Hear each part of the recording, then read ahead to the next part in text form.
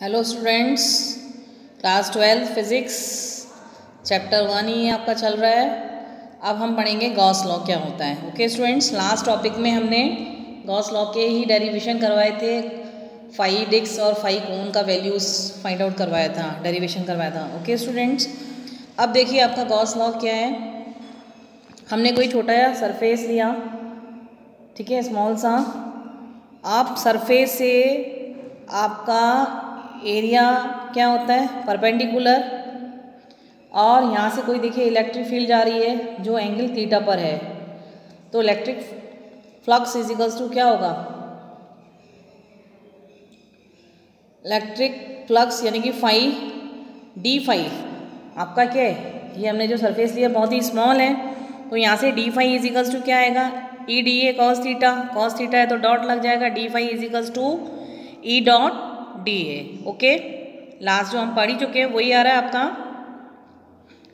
Mathematically है आपका ये चीज़।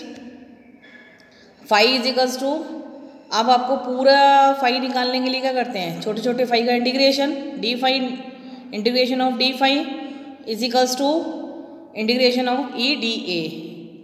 ठीक है, आपका ये बाहर आ जाएगा तो क्या हो जाएगा, E A without where E is constant. E क्या है आपका, कांस्टेंट है। ओके, हर जगह इलेक्ट्रिक फील्ड क्या है, सेम है, तो ई आपका यूनिफॉर्मली होगा तो क्या हो जाएगा, कांस्टेंट। ओके, यहीं से गॉस लॉ की क्या डेफिनेशन होती है, डेफिनेशन देखिए, the net electric flux through a close surface कैसा होता है, 3D, is 1/ε0 times the net charge enclosed by the surface. Electric flux कहाँ से थ्रो हो रहा है, through close surface 3D is 1/ε0 times the net charge enclose by the surface. The net charge enclose by the surface यानी कि phi closed, phi के आपका flux है closed is equals to Q upon ε0।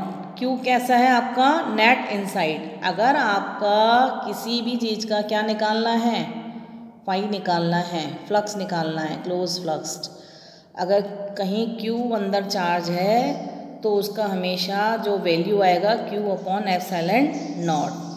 Okay, तो आपका phi इस तरीके से इंटीग्रेशन ऑफ, इसके बीच में अगर इस तरीके से गोला बना देंगे तो ये क्लोज्ड हो जाएगा।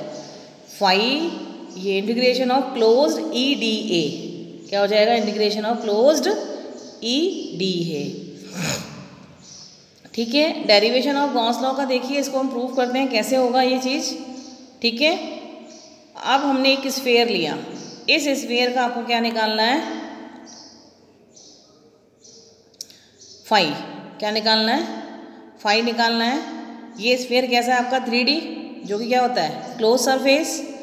अब आपके इसके पूरे स्फीयर का फ्लक्स निकालने के लिए क्या करोगे, पहले छोटे छोटे टुकड़ों में करके इसका फाई निकालोगे, डी फाई निकालोगे, तो phi d A is equals to क्या हो जाएगा, एरिया, ये ऊपर वाला नहीं, सॉरी नीचे, d phi is equals to क्या हो जाएगा, ई डी ए कॉस 0।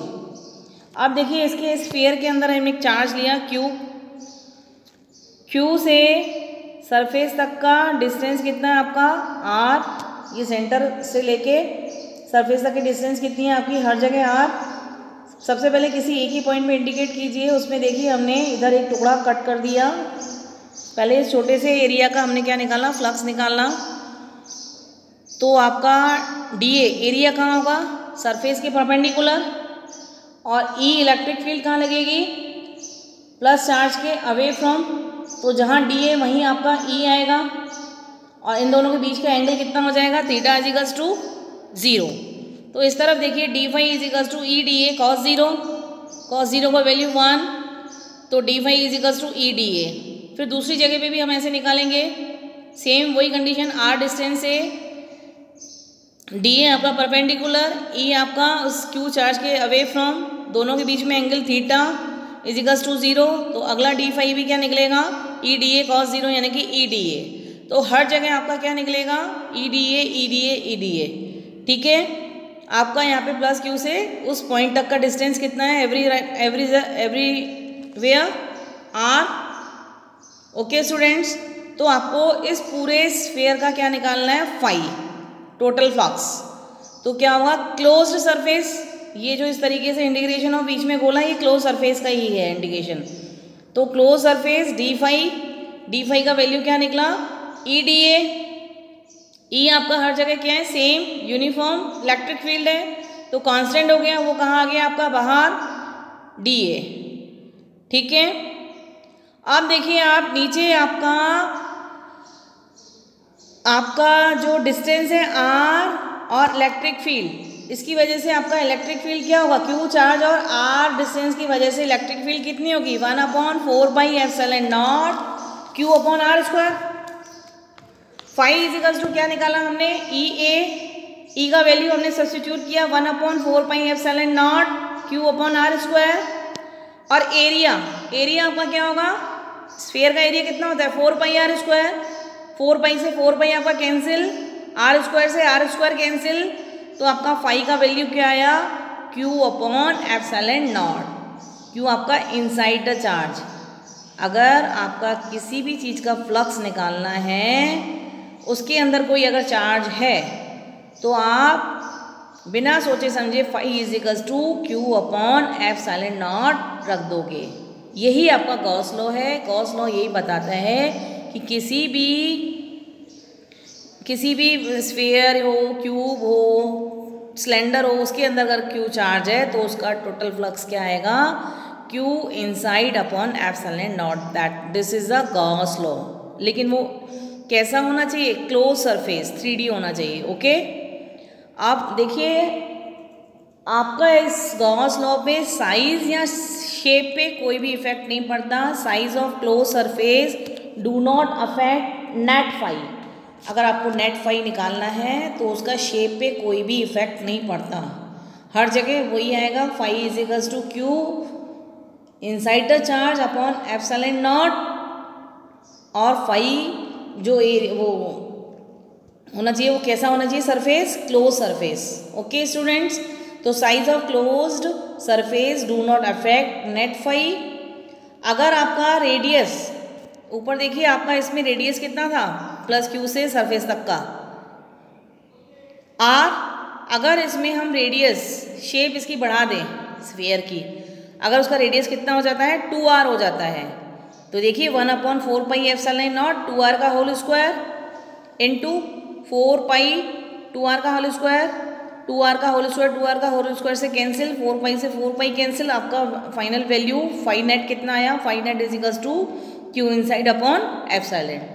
तो अगर ये शेप और बड़ा होता जाए, r radius, 2r radius, 3r radius, इसको स्फीयर को और अगर बढ़ाते जाएं तो भी इस फ्लक्स पे कोई भी इफेक्ट नहीं आएगा। फाई वही आएगा, Q phi equals to Q upon ε0 Q inside. But आपका कंडीशन होना चाहिए कि चार्ज कहाँ होना चाहिए, इनसाइड। चार्ज कहाँ होना चाहिए, इनसाइड। ओके, अब देखिए इसके साइज में भी कोई नहीं फर्क पड़ता, और अगर कोई शेप हो तो भी इसमें कोई इफेक्ट नहीं आएगा। शेप देखिए अगर आपका क्यूब है, क्या है, क्यूब, इनसाइड द चार्ज आपका क्यू है अंदर, तो यहाँ पे भी आपका टोटल नेट फाई कितना आएगा, क्यू अपॉन ε0। ठीक है, अगर देखिए अगर आप कहीं पॉइंट मान के इसका डी ए क्या होगा, perpendicular the surface, electric field क्या आएगी, अवे फ्रॉम द चार्ज। हर जगह छोटे छोटे टुकड़ों में इसका अगर निकालोगे आप फाई डी फाई, तो आपका फाइनल नेट फाई क्या आएगा, क्यू अपॉन ε0, जो कि हम ऊपर निकाल भी चुके हैं। ठीक है, स्फीयर में that is a Gauss law. यही आपका गॉस लॉ है। गॉस लॉ में साइज में और शेप में कोई भी इफेक्ट नहीं आएगा नेट फाई पे। Everywhere is the same, phi equals to Q upon ε0। Condition क्या होनी चाहिए, चार्ज आपका उस 3D सरफेस के अंदर होना चाहिए। ओके, अब देखिए सिलेंडर है, इसमें भी आपका चार्ज क्यू अंदर है, तो इधर भी नेट फाई इजिकल्स टू क्या होगा, क्यू अपॉन ε0। इसी तरीके से आपका थर्ड शेप देखिए, कोन वाला शेप है, इसमें भी आपका क्यू अंदर है, तो net phi equals to Q upon ε0। वही है, shape of close surface do not affect net phi. अगर शेप भी चेंज है तो क्लोज सरफेस में कोई भी इफेक्ट नहीं होगा उसके टोटल नेट फाई पे। ओके स्टूडेंट्स, अब कुछ देखिए इंपॉर्टेंट चीज़ें देखिए। आपका अगर फाई इज इक्वल्स टू क्या है, Q upon epsilon not zero, that is a Gauss law. Net charge कैसा होना चाहिए, इनसाइड, तो आपका ये फाई जो कैसा होना चाहिए, ये भी क्लोज सरफेस होना चाहिए। इस क्लोज सरफेस का सदर name is a Gaussian surface भी बोलते हैं। क्लोज सरफेस को हम क्या बोलते हैं, गॉसियन सरफेस। ओके, इसमें फर्स्ट पॉइंट देखिए आपका पहले, अगर हम कोई भी इसमें ये सरफेस लेते हैं किसी भी शेप का। ओके स्टूडेंट्स, हमने चार्ज कहाँ लिया है, inside the this shape. Charge कहाँ लिया है हमने, सॉरी इनसाइड नहीं आउटसाइड। चार्ज हमने कहाँ लिया है, बाहर आउटसाइड क्यू। क्यू से इलेक्ट्रिक फील्ड इस तरफ भी है इस तरफ भी है, तीन लाइनें हैं, तीनों तरफ इलेक्ट्रिक फील्ड ई 1। बीच वाला जो आपका लाइन जा रहा है सरफेस के किसी भी पॉइंट पे हमने यहाँ पे क्या निकाला, डी ए, तो इसका जो परपेंडिकुलर होगा वो आपका इस क्यू की तरफ और उधर आपका होगा ई की, परपेंडिकुलर टू द सरफेस। तो इस क्यू चार्ज की वजह से एक आपका इलेक्ट्रिक फील्ड अवे फ्रॉम और दूसरे वाला का भी उधर ही आएगा आपका अवे फ्रॉम। तो एक आपका डीए क्या है, डीए जो है आपके अपोजिट डायरेक्शन में है, इनके बीच में एंगल जो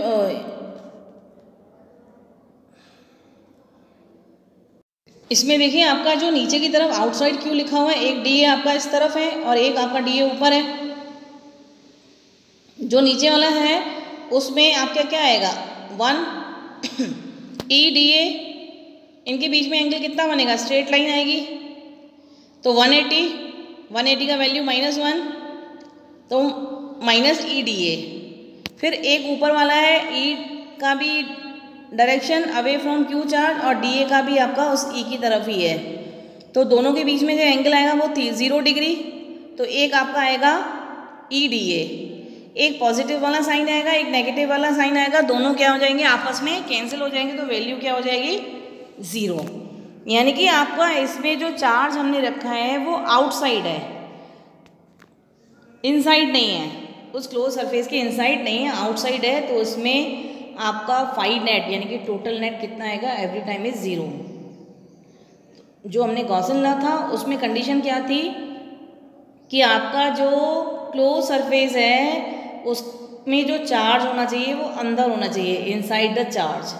उसमें आपका फाई इज इक्वल्स टू क्या आएगा, Q upon epsilon not inside the charge. ये आपका आउटसाइड है, आउटसाइड में आपका क्यू नेट कितना आएगा, 0। सेकेंड वाली देखिए, सेकेंड पॉइंट, अब आपने एक और सरफेस लिया जिसके अंदर चार्ज Q1 और Q2, एक आपका Q3 चार्ज कहाँ है, बाहर। आपका जो DA बनेगा वो perpendicular to surface, electric field की आपकी कहाँ आएगी, इस तरफ जा रही है, ठीक है। तो यहाँ पे फाई इज इक्वल्स टू क्या होगा, Q1 plus Q2 upon epsilon not. इसमें चार्जेस आपके कितने हैं, इनसाइड द चार्ज 2, तो दोनों को हमने प्लस कर दिया, Q1 plus Q2 upon epsilon not, ठीक है।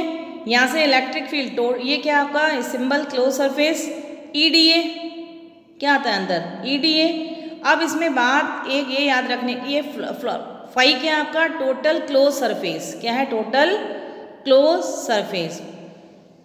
हमने आपको बताया अगर इनसाइड द चार्ज है तो उसमें फ्लक्स कितना आएगा, Q1 upon epsilon naught. Only for phi के लिए ये कंडीशन है कि अगर चार्जेस आपके Q1 अगर अंदर है चार्जेस तो उसका फाई भी क्या होना चाहिए, only inside the charge.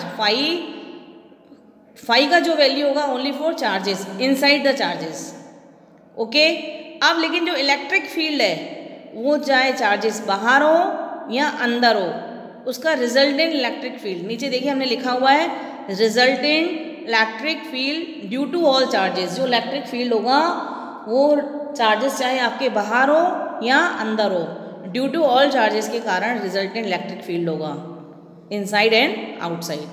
Flux जो होगा वो inside the charges, electric field होगी वो due to all charges inside and outside. Okay students, आप देखिए Gauss law is always applicable but not always useful.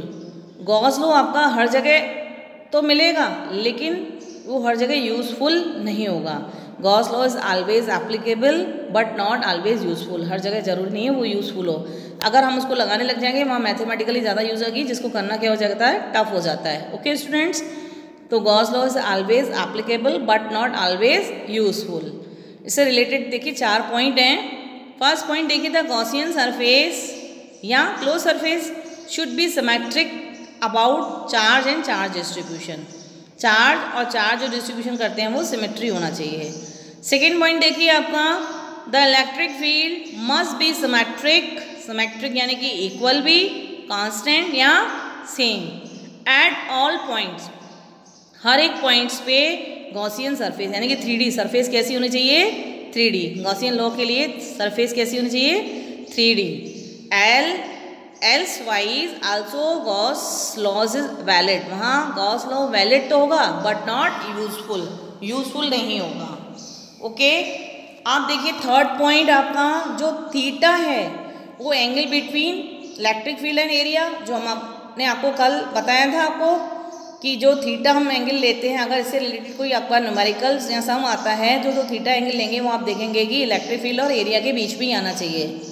अगर सरफेस की तरफ एंगल आपका हमने बताया था 30 डिग्री बन रहा था, 90 डिग्री के एंगल पे सरफेस से आपका 30 डिग्री का एंगल बन रहा था, लेकिन आपका जो थीटा हम लेंगे वो इलेक्ट्रिक फील्ड और एरिया के बीच में, तो एरिया और इलेक्ट्रिक के बीच में एंगल कितना आ रहा था हमारा, 90 था। 90 में से 30 गया तो आपका 60 डिग्री आया था। ओके स्टूडेंट्स, तो theta angle between electric field and area must be same at all points.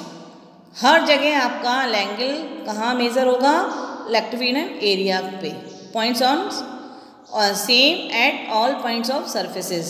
या तो थीटा 0 होगा या 90 डिग्री, ज़्यादातर थीटा 0 या 90 डिग्री। अब इसमें लास्ट पॉइंट देखिए, गॉसियन सरफेस मस्ट नॉट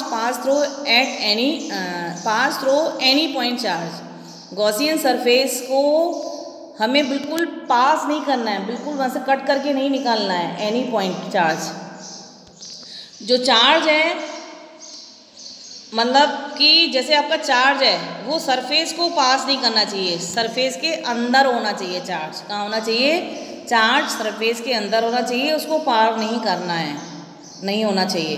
तो Gaussian surface must not pass through at any point charge. Point charge कहाँ होना चाहिए, अंदर, पास नहीं होना चाहिए। ओके स्टूडेंट्स, यहीं पे हम लेक्चर को फिनिश करते हैं। इसी लेक्चर को कंटिन्यू करने के लिए नेक्स्ट लेक्चर में आएंगे। ओके।